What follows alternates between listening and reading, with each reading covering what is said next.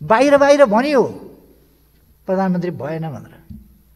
अब मन नपरेकाले विपक्षले बाहिर बाहिर भन्नु एउटा कुरा हो, तर अविश्वास त ममाथि कसैले गरेन सभामुख महोदय, कसैले गरेन। पुनर्स्थापना भइसकेपछि यत्रो समय सँगै भएपछि एउटै देशमा काम गरेपछि यताउता कहिले कहिले अलिअलि भनाभन पनि हुँदो रहेछ। अब कोही साथीहरूले के भन्ने, कोही साथीहरूले के भन्ने भएपछि मैले पनि अलिअलि केही भने होला। पार्टी अलग भइसक्दाखेरि पनि, विश्वास छैन भन्दाखेरि पनि समर्थन फिर्ता त लिनु भएन। कति सुदृढ समर्थन रहेछ भन्ने कुरा सभामुख महोदय,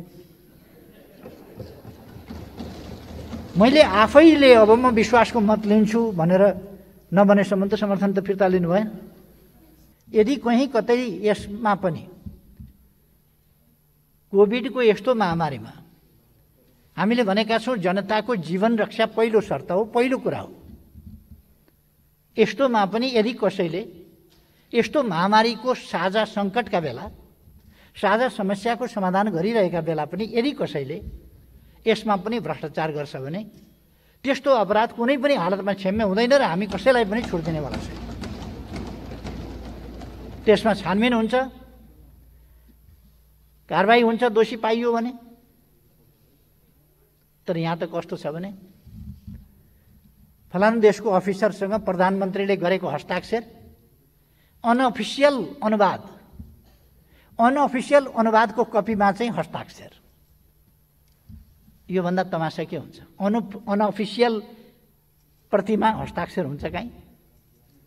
अनअफिसियल अनुवाद, ओरिजिनल कपी होइन। कुनै हस्ताक्षर हुन्छ भने पनि ओरिजिनल कपीमा हुन्छ होला नि।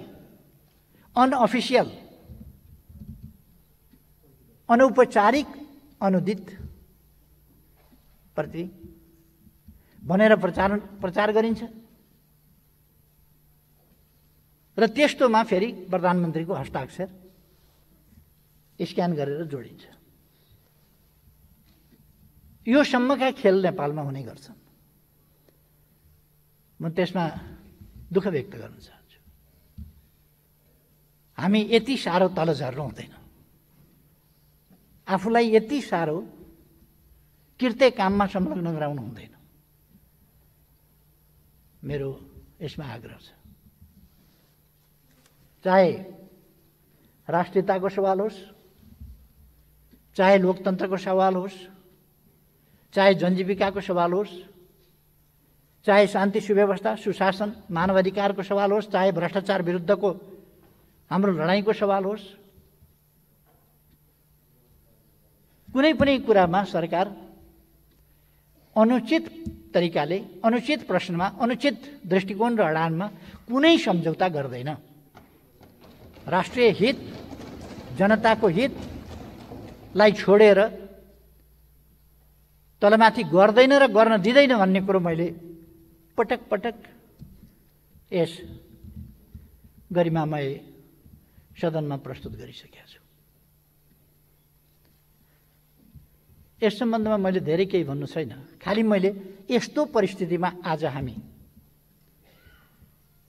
राजनीतिक अवस्थाको कारणले मैले यस सदनको ममाथि विश्वास छ भन्ने कुराको पुष्टि गर्न आवश्यक ठानेकोले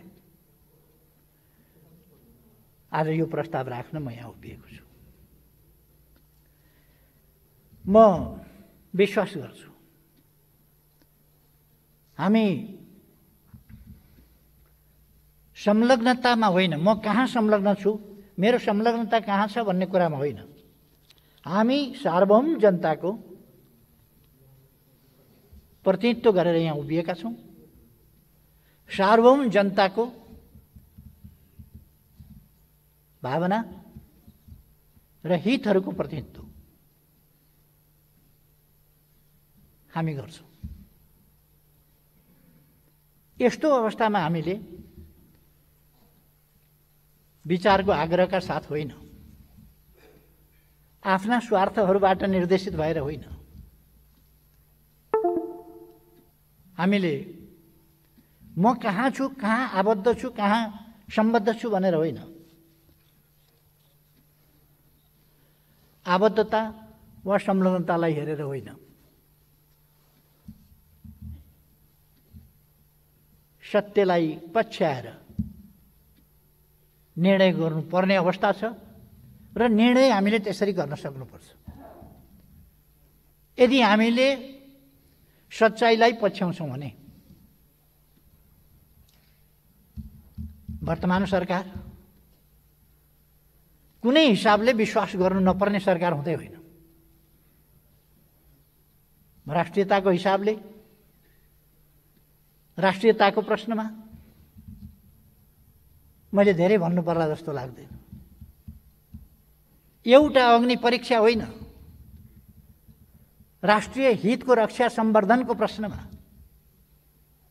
राष्ट्रियताको रक्षा र सम्वर्धनको प्रश्नमा, स्वाधीनता स्वतन्त्रताको वास्तविक अर्थमा व्यावहारिक रूपमा कार्यान्वयन गर्ने सन्दर्भमा, भौगोलिक अखण्डताको रक्षा र पहरेदारी गर्ने सन्दर्भमा,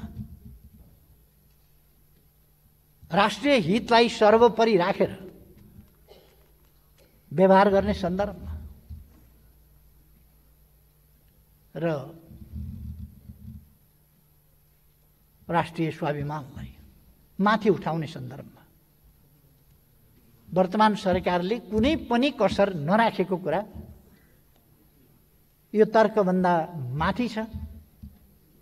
तथ्यहरूले यसलाई तर्क गरिरहनु पर्ने होइन, तस्बिर आफै बोल्छ भने जस्तो सत्यहरू आफै बोल्छन्, हाम्रा व्यवहार आफै बोल्छन्, हाम्रा उपलब्धिहरू आफै बोल्छन्, हामीले प्रस्तुत गरेका दृष्टिकोणहरू आफै बोल्छन्, हामीले लिएका उडानहरू आफै बोल्छन् र हामीले प्राप्त गरेका उपलब्धिहरू आफै बोल्छन्।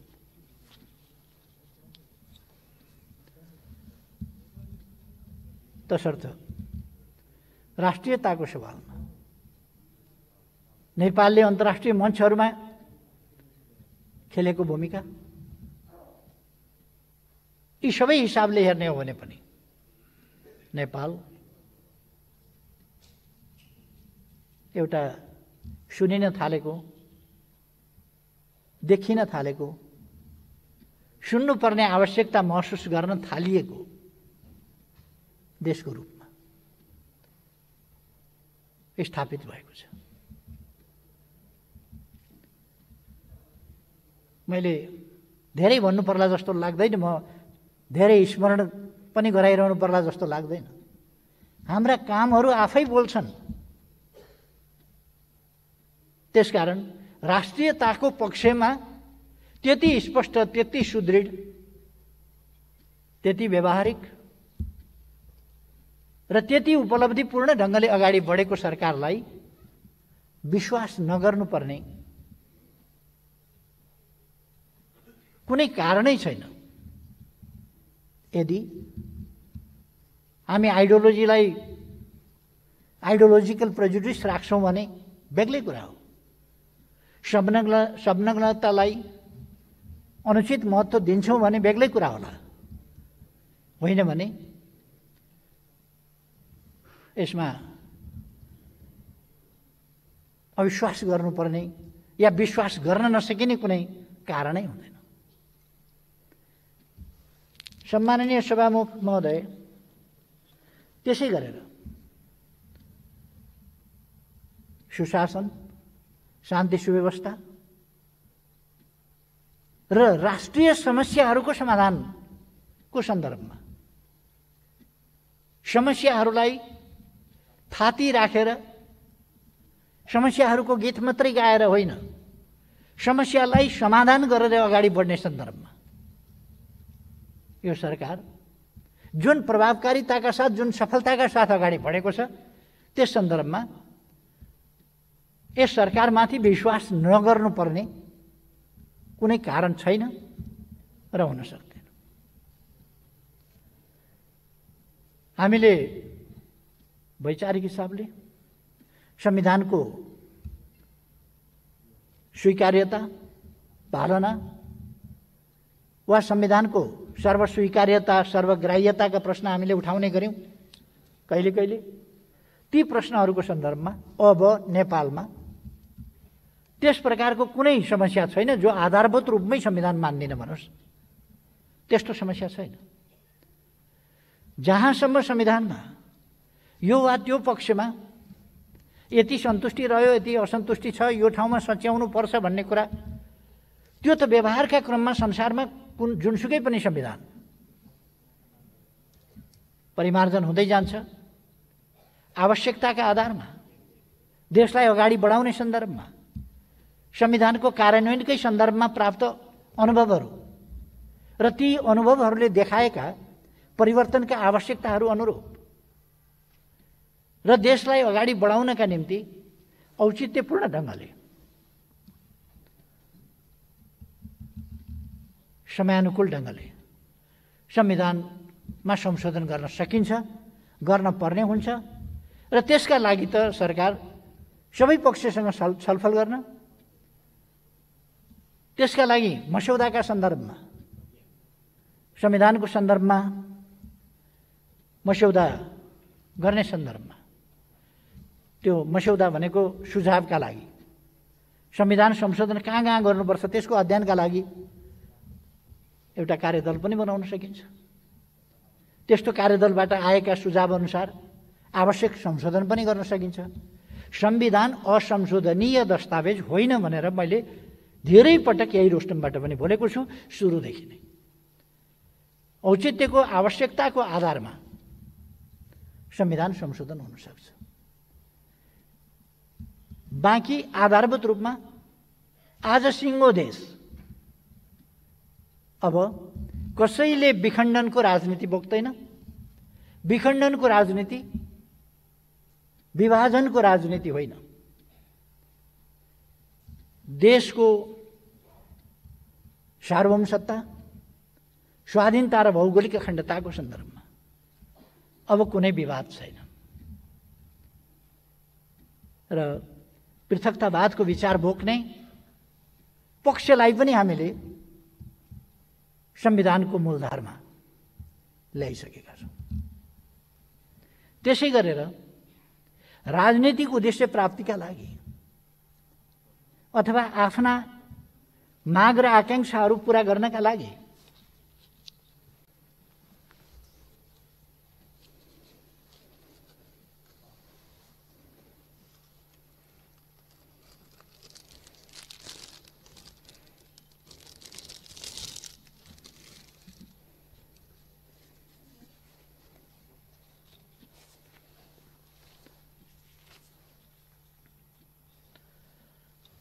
हिंसालाई माध्यम बनाउनु पर्छ भन्ने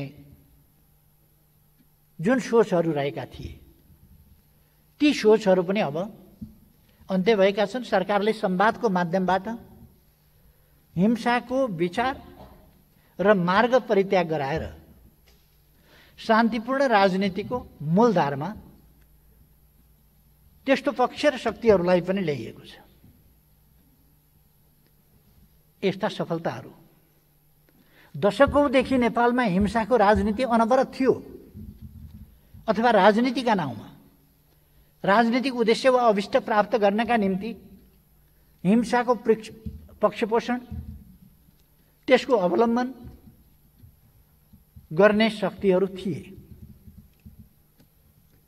त्यसले देशमा एउटा भएको र क्षतिको स्थिति लगातार राखेको थियो। त्यो अन्त भएको छ। यी के ऐतिहासिक र ठूला उपलब्धिहरू होइन, यस्ता उपलब्धिहरू यही सरकारले गरेको छ। पुराना अपराधहरू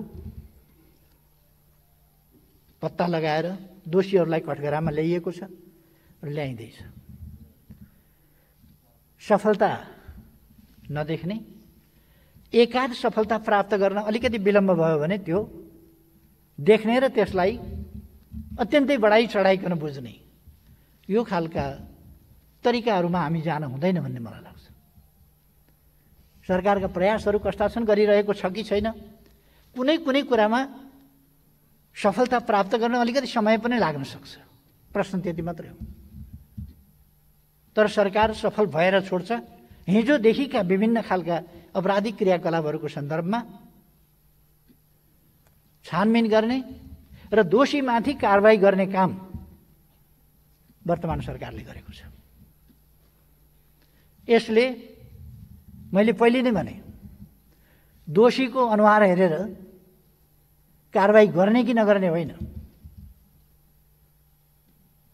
निष्पक्ष न्याय निरूपण भइसकेपछि वा त्यसरी गरिएपछि अनुहार हेर्ने गरिएको छैन।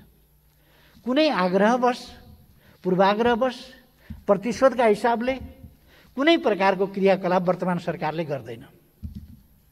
अराजनीतिक हत्कण्डा अपनाउने या त्यस्ता अनुचित अराजनीतिक गैर कानुनी तरिकाले त्यस्ता कामहरू गर्दैन। मैले पहिले पनि यस सम्मानित सदन समक्ष यी कुराहरू राखिसकेका छु। त्यसकारण यस सरकारलाई विश्वास नगर्नुपर्ने कुनै कारणै छैन।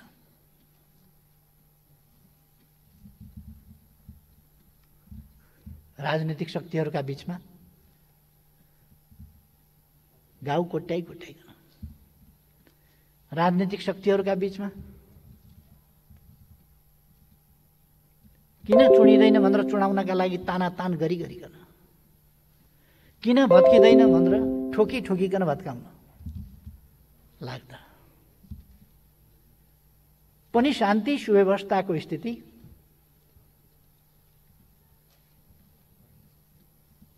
राम्रो छ।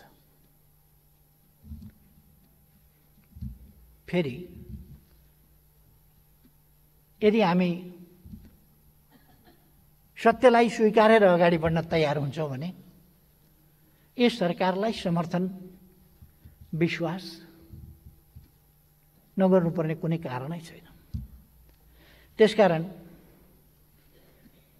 मैले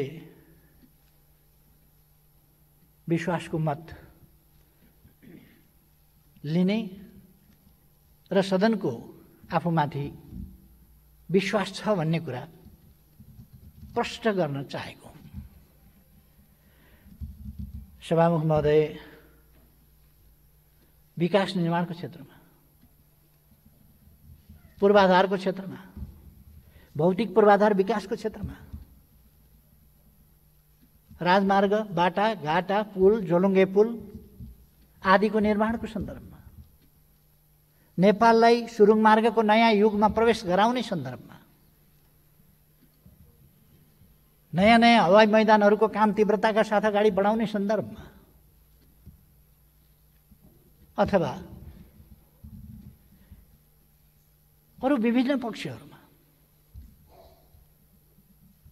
सञ्चारको क्षेत्रमा अहिले यति धेरै कामहरू भएका छन्। हामी आफ्नो मोबाइलबाट घरमै बसेर आफ्नो जमिनको केमा क्याल्सियम कम छ, केमा फस्फरस कम छ, केमा नाइट्रोजन कम छ, केमा कुन मल कम छ, के बाली लगाउन कति के मल लगाउनु पर्छ भन्ने घरमै बसेर जानकारी पाउन सक्छौँ। त्यसरी हामीले डिजिटल म्यापिङ गरिसकेका छौँ। नागरिक एप्स बनाइसकेका छौँ जसबाट बैंकिङ कारोबार आदि गर्न सक्छौँ। थुप्रै कामहरू यस्ता भएका छन् जहाँ विकासमा प्रविधिको प्रयोग, सञ्चारमा पनि प्रविधिको प्रयोगबाट ठुलो विकास गरिएको छ र डिजिटल नेपाल बनाउने हाम्रो अठोट त्यसलाई प्राप्त गर्ने कोसिस गरिएको छ। डिजिटल नेपालको सन्दर्भमा 4G सेवा सबैतिर पुर्याइएको छ, 5G को प्रयोग गरिरहेको छ। अहिले अरू मेरो किता भनेर आफ्नै मोबाइलमा अब आफ्नो जमिन हेर्न सकिन्छ। कहाँनेरि छ आफ्नो जमिन, कुन किता हो, कति छ, त्यसको आकार कस्तो छ, ती सबै हेर्न सकिन्छ र त्यसै मार्फत कारोबारहरू गर्न सकिन्छ। अब कुनै कर तिर्न पर्यो भने, कुनै मोबाइलको चार्जदेखि लिएर अनेक कुराहरू तिर्नका लागि या भूमि कर तिर्नका लागि, लाइसेन्स रिन्यू गर्नका लागि, अनेक चिजका लागि कार्यालय अड्डा धाइरहनु पर्दैन। घरै बसेर हामी ती कामहरू गर्न सक्छौँ।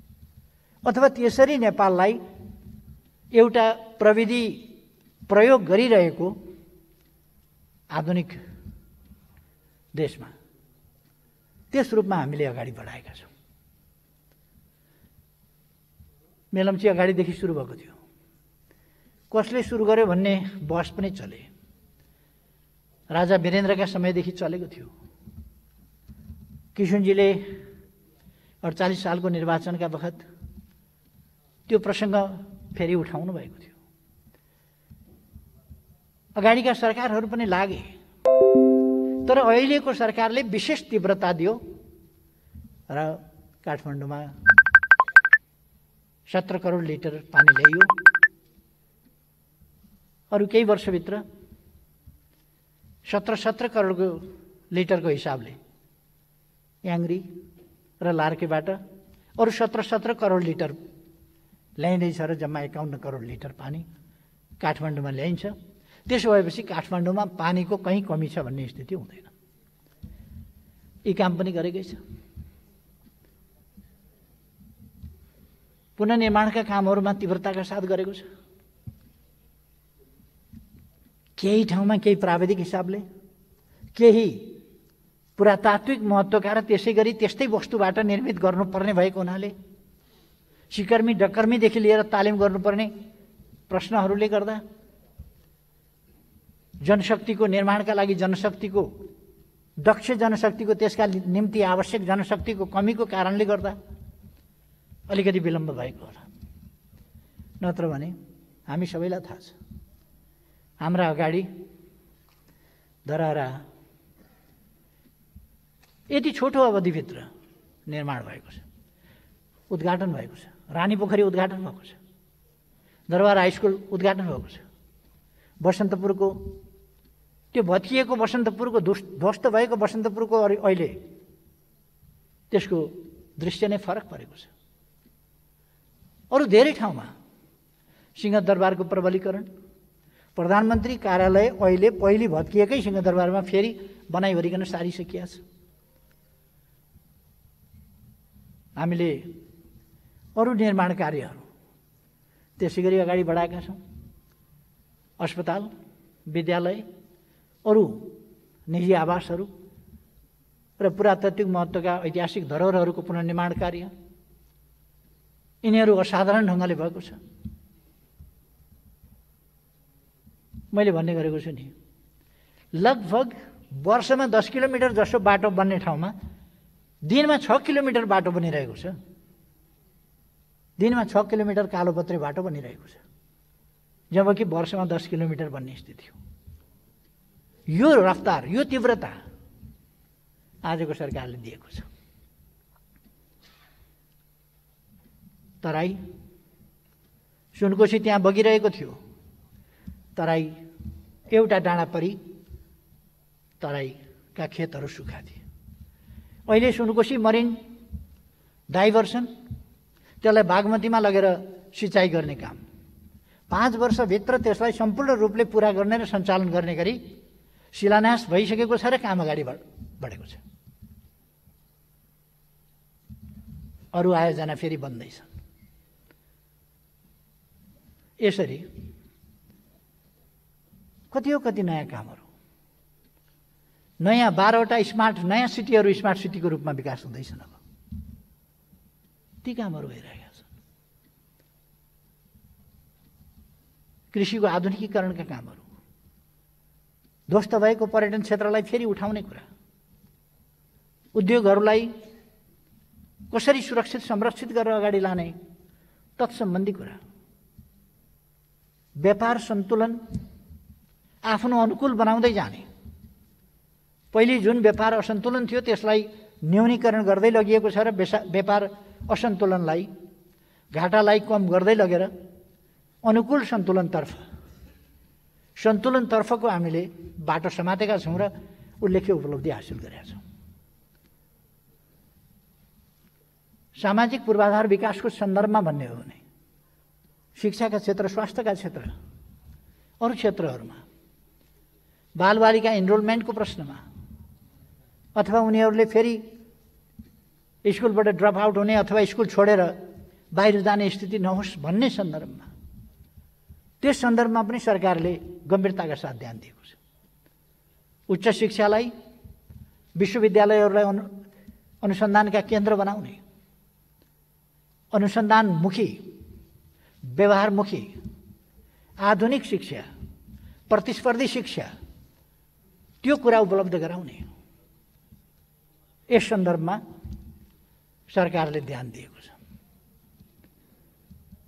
कृषिलाई कसरी ठूलो मात्रामा उत्पादनमा लान सकिन्छ, उच्च उत्पादन वृद्धि दर कसरी कायम गर्न सकिन्छ, त्यसै हिसाबले यस्तो बेलामा पनि कृषि क्षेत्रमा उत्पादन वृद्धि दर राम्रो रह्यो।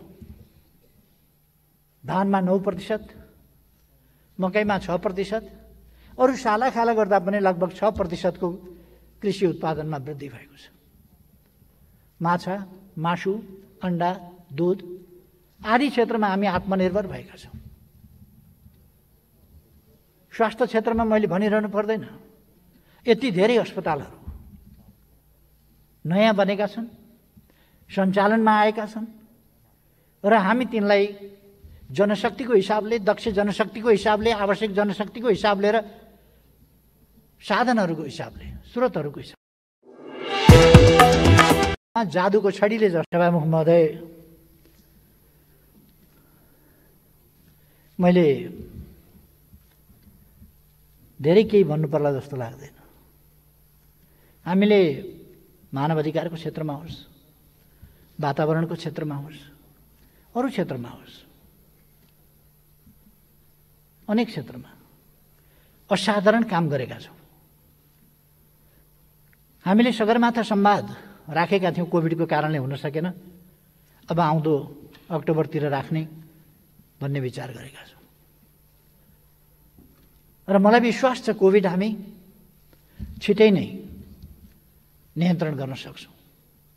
कोभिडलाई पराजित गर्ने सबभन्दा महत्त्वपूर्ण कुरा कोभिड सर्न नदिनु हो। कोभिड सर्न नदिएपछि कोभिड पराजित गर्न सकिन्छ। त्यसका लागि मास्क लगाऊँ, सामाजिक दूरी कायम राखौँ, सेनिटाइजरको प्रयोग गरौँ, हात धौँ, स्वास्थ्य मापदण्डहरू बराबर प्रचार भएका छन्। यो हामी सबैका लागि हो। ओहदा जेसुकै होस्, कोरोनाले ओहदा चिन्दैन, सोसल स्ट्याटस चिन्दैन।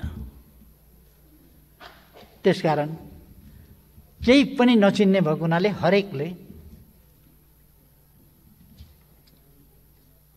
कोरोनालाई पराजित गर्न हरेकको योगदान आवश्यक छ। हरेकको योगदान, हरेक नेपाली दाजुभाइ दिदीबहिनीहरूलाई पनि यस सदन मार्फत म आग्रह गर्न चाहन्छु, कोभिड-19 विरुद्धको यस अभियानमा हामी फेरि पनि लागौँ। सरकार जसको बन्ला, जस्तो बन्ला, बेग्लै कुरा हो। यसो भनेपछि कतिपय साथीहरूलाई फेरि कसको बन्ला, कस्तो बन्ला भन्दा मैले यो सैद्धान्तिक रूपमा भनेको, यस सदनले अर्को म छँदाछँदै अर्कोलाई बनाउँछ प्रधानमन्त्री भन्ने म कसरी चिताउँछु र? यस्तो काम मैले अहिले भनेका यति काम गरेको ठाउँमा। त्यसर्थ सभामुख महोदय, म यस गरिमामय सदनको आज पनि बाहिरका हल्लाखल्लाहरू बेग्लै हुन्। सभामुख महोदय, विघटित प्रतिनिधि सभा पुनर्स्थापना गरियो। पुनर्स्थापना भएपछि प्रधानमन्त्री बाहिर बाहिर भनियो, प्रधानमन्त्री भएन भनेर। अब मन नपरेकाले विपक्षले बाहिर बाहिर भन्नु एउटा कुरा हो, तर अविश्वास त ममाथि कसैले गरेन सभामुख महोदय, कसैले गरेन। पुनर्स्थापना भइसकेपछि यत्रो समय मैले कहिले कहिले राजनीतिमा यस्तो अलिकति अब सँगै भएपछि, एउटै देशमा काम गरेपछि यताउता कहिले कहिले अलिअलि भनाभन पनि हुँदो रहेछ। अब कोही साथीहरूले के भन्ने, कोही साथीहरूले के भन्ने भएपछि मैले पनि अलिअलि केही भने होला। पार्टी अलग भइसक्दाखेरि पनि, विश्वास छैन भन्दाखेरि पनि समर्थन फिर्ता त लिनु भएन। कति सुदृढ समर्थन रहेछ भन्ने कुरा सभामुख महोदय, मैले आफैले अब म विश्वासको मत लिन्छु भनेर नभनेसम्म त समर्थन त फिर्ता लिनु भएन। 2-3 दिन भएको छ भर्खर समर्थन फिर्ता भएको, केही बिग्रिएको छैन। आज दिए भइगयो फेरि। त्यसकारण मेरो सबै दलका सबै मान्यजीहरूसँग आग्रह छ,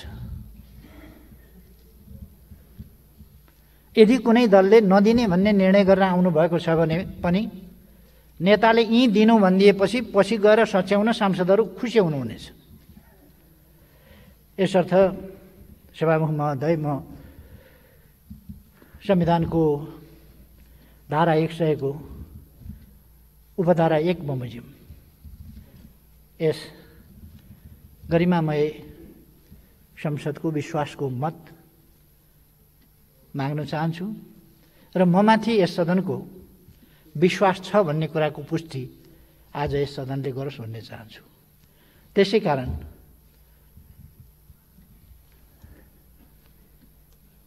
प्रतिनिधि सभा नियमावली 2075 को